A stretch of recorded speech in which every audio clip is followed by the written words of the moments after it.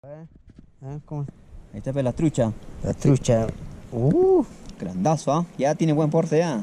Mira, con lombriz. Ahí está el lombriz, mira cómo sale de la boca todavía. Ahí sácalo. No, pero oye, tiene una lengüeta grande, ¿no?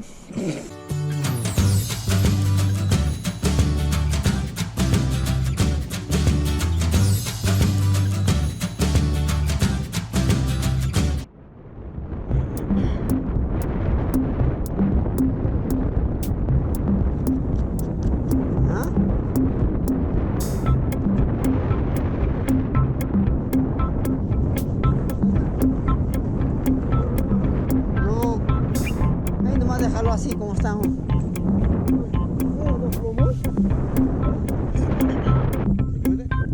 A ver, otra vez, anda. A ver. Así nomás, mira. Mira, acá voy a poner el ganchito. Sí. Acá pongo el ganchito y acá pongo el plomito. ¿Andrés? Sí. Anda. Sí.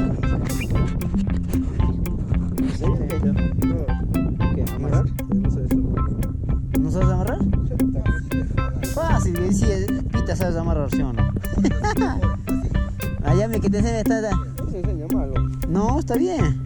Las vueltas y dale muy bien. No, es que le he hecho mal. Vueltas no me va a dar, ¿no? Es.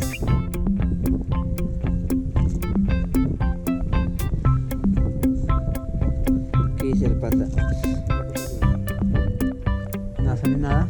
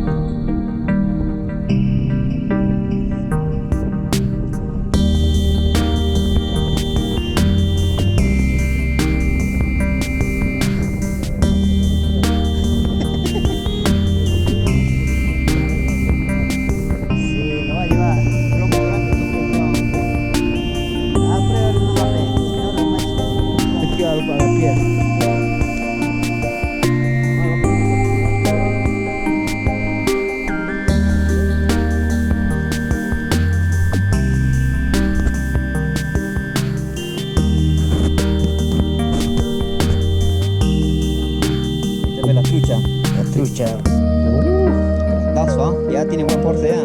Mira, con lombriz. Ahí está el lombriz, mira cómo sale de la boca todavía. Ahí sácalo. No, pero oye, tiene una lengüeta grande, ¿no?